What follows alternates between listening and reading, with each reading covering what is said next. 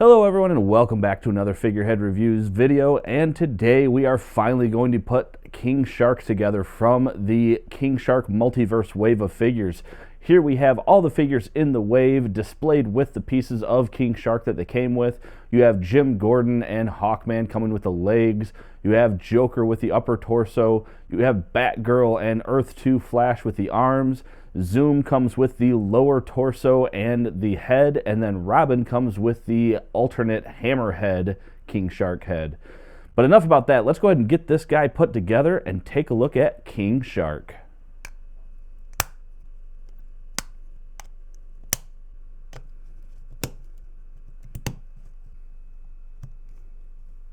And here is King Shark finally put all together, and I tell you what, first impressions, I just didn't give this guy enough credit when he was in pieces.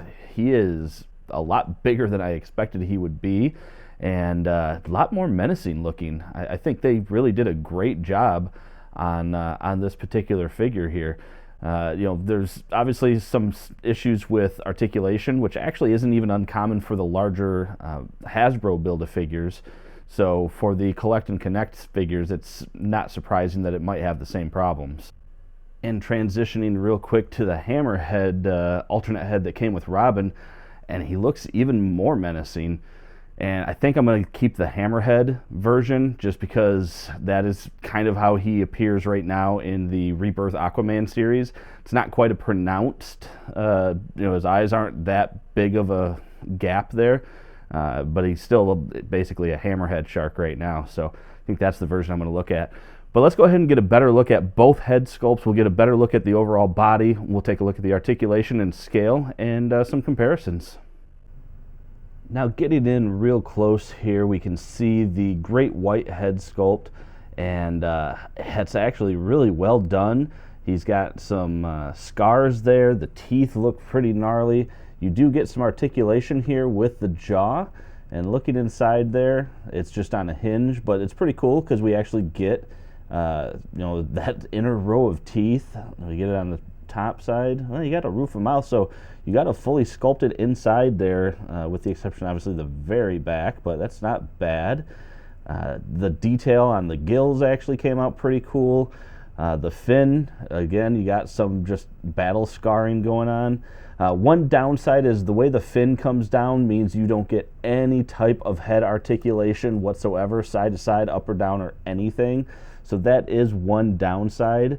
But man, look at that. That's actually really cool looking. And the head's actually not that bad to pop off. You've got just a little joint there, and you line up, of course, the fin, and then switch hands. Pop it back on.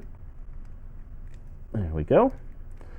And you got a little bit of a gap down there, but that's not too bad. And then we have here the hammerhead look, and again, the detail looks very cool. It is a bummer you got this line here where obviously the hammerhead portion was a little bit, it was molded separately. It's not one big piece. It does have the same articulation in the mouth, but I don't know, man. I honestly think that looks awesome. And to give you a side-by-side comparison of the size difference, that hammerhead definitely looks bigger. The fin is definitely bigger, the dorsal fin there. So I don't know. I like the hammerhead one a bit. Looks like I just got to work on getting it seated a little bit better there. But looking at the rest of the figure here real quick, so throughout the rest of the body, I mean, the molding is awesome.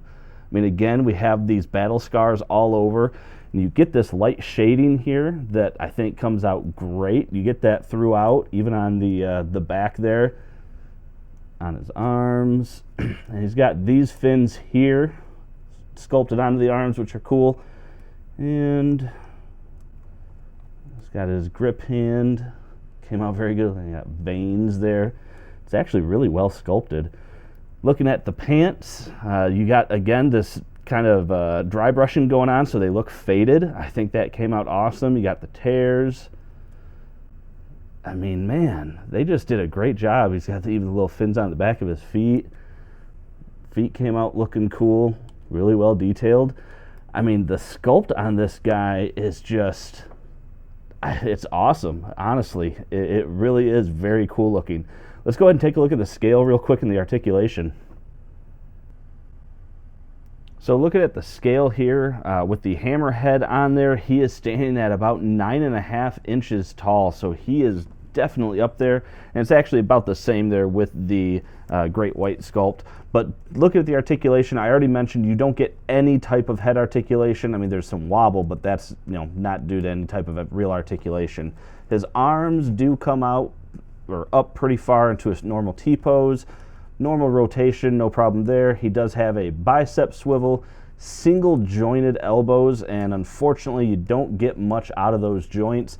And then he does just have the hinge at the wrist. So again, not a whole lot of articulation there. Boy, this one's a little, there we go. Yeah, I had to kind of crank it there. So he does have just the normal rotation though. He does have an ab crunch, which not bad there. Not too shabby. He does have waist articulation. His leg articulation, he can go all the way like that, no problems there. Kicking forward, actually pretty far. Kicking backwards, actually also pretty far. He does have a upper thigh cut or a mid thigh cut. Single jointed knee, and actually you do get a full 90 degrees on that, which is pretty cool. And then he does only have the hinge. He does not have any type of rocker or anything, so it is just the hinge at the ankle. So the articulation's not bad, but considering, I mean, it's not great either, but considering he's not necessarily an agile character, I don't think that's too big of a deal because you're mostly going to be having him in very menacing poses.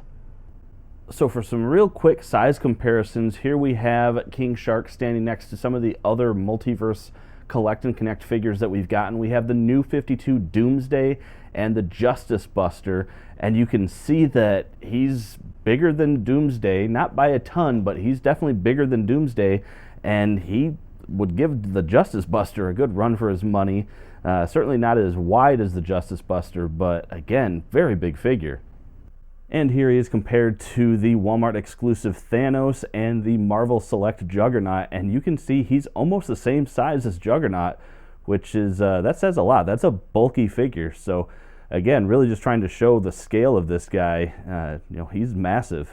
And here he is with all of his wave mates that are needed to finally construct King Shark. And again, these guys are all 6-inch scale, so you can see he just towers over them.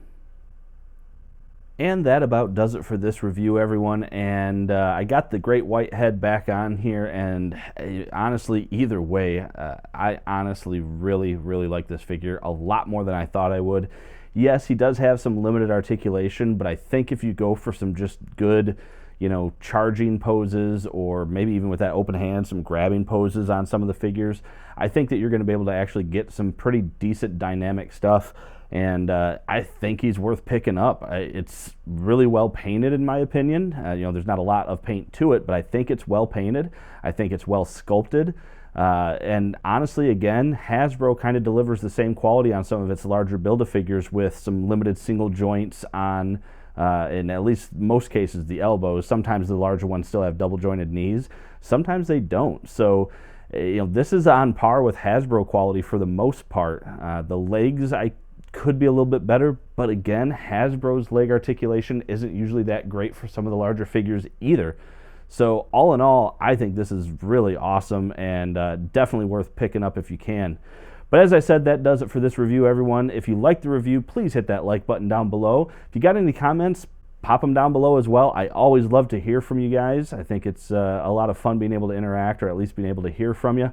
If you want more content like this, make sure to hit that subscribe button. Hopefully coming very soon, I will have the Lizard Wave and the Apocalypse Wave for some Marvel Legends. And we'll see what else I got on the reserve list.